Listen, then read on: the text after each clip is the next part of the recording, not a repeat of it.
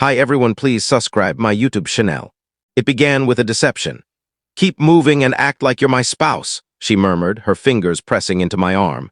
I didn't know her, not her face, not her name, but I sensed the terror in her voice, and I recognized danger when it brushed against me. So I kept pace. She pressed against me as if we'd been partners for decades, her frame trembling, her breathing uneven. Across the street, 3 men stared, first at her, then at us. Their gazes sharpened. One of them whispered something, stepped toward the road, then hesitated and retreated. They turned and left. 5 minutes later, we rounded a corner and she released me. "Thank you," she said, her voice breaking. "You saved me." She had no clue what she'd just triggered. That fleeting, desperate request had pulled her into my conflict. A battle I'd ignited long before that evening. She didn't know it yet, but she'd stepped into my narrative. And I was already well into the second act. Before that night, I hadn't spoken to anyone outside work in weeks. Not since Lena. Lena, with her warm chuckle, the constellation of freckles across her cheeks, the way she'd trace patterns on my shoulders when sleep eluded me. We'd shared 4 years, built a home, combined our finances, planned a future. Then one afternoon, I came home early, entering through the side door quietly. I wasn't trying to be stealthy. I just didn't want to disturb her if she was resting. The living room was empty, but I heard voices. Laughter, hers, his. I followed the sound to our bedroom. The door was slightly ajar, just enough.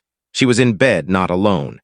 My closest friend, Ethan, the one I'd supported through his divorce, the one who stood by me at my mother's memorial. She saw me.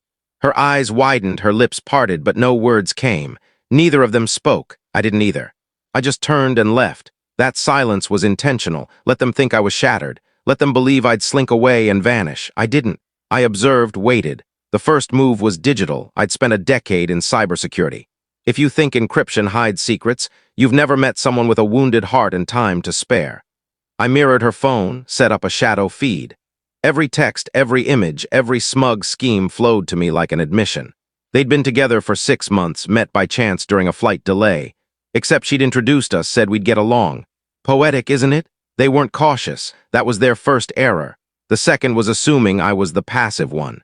I didn't escalate immediately. First, I let them relax. Lena kept the apartment. I moved to a leased flat, paid 3 months up front. I sent calm, distant emails, even thanked her for her candor. Ethan messaged me once. "No bad blood, man. Life's messy." I didn't respond. Instead, I created a folder on my secure drive labeled recalibration.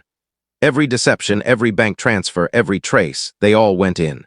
I reached out to our accountant, had him craft falsified financial documents, making it seem like Lena was concealing wealth, offshore accounts, shady transactions. Then I tipped off the IRS. Her accounts would be locked within weeks. But that was merely the prelude. The woman from the street, Mia, I learned later, became part of the strategy the moment she appeared.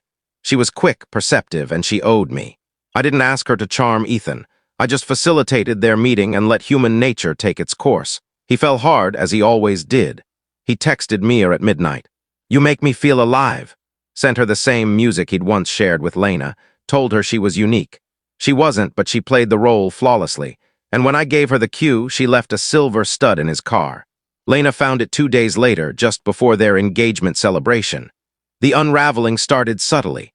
Lena confronted him at the venue, tossed the ring into the wine fountain, called him a chronic deceiver. He called her delusional. Guests began murmuring. Ethan tried to twist the narrative, said Mia was a colleague, a mix-up. But by then, Mia had shared screenshots, publicly posted. Lena's family saw, her coworkers saw. Even her father, who never warmed to me, sent a message to apologize. I didn't reply. When the IRS audit struck, Lena called me, voice trembling. "They're seizing my accounts. I don't understand how this happened." I suggested she ask Ethan. Maybe he could sort it out. He couldn't because days earlier I'd sent an anonymous report to his company detailing his contract violations and personal misconduct. They dismissed him quietly, no severance. That apartment? Lena never updated the deed. I still owned half. With her funds frozen, she couldn't buy me out, so I did what she never expected. I moved back in. I saw her once after that in the kitchen, pale, unsteady. "You orchestrated this," she whispered. I held her gaze. "No," I said. "You set it in motion. I just brought it to a close." Mia moved on, landed a new job. Last I heard, she was seeing an artist in Queens. We stay in touch, not romantically, just cordially. She saved me that night in a way neither of us grasped at the time. But Lena and Ethan, they're phantoms now. Echoes in spaces I've redecorated. Names I've erased from old accounts. Cautions, not keepsakes. I don't believe in vengeance for its own sake, but I believe in equilibrium. You tilt the balance, I restore it. They thought I'd rage. Thought I'd plead, thought I'd fade. But some of us don't collapse, some of us smolder. And when the flame rises, it's silent, but it devours.